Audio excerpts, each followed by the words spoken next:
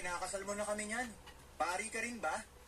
Gusto ko lang malaman na di lang to dala ng emosyon o ego mo dahil nabasted ka niya. Gusto ko malaman kung aabot kayo sa altar at pagbuo ng pamilya. Kasi kung hindi, Malamang hindi ko itutuloy. alam mo yung pangarap kong magkaroon ng maliit na bahay na may malaking bakuran?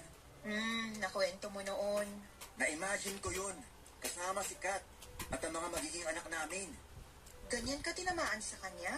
Oy, parang ang lagay nga, ako yung naunang ginayuma niya. O sige na, naniniwala na ako. So gagawin mo na? Pinagpuyatan ko ng 1 buwan tong gayuma na gagawin ko sa'yo. Ngayon pa ba ako aatras? Thank you, Sheila.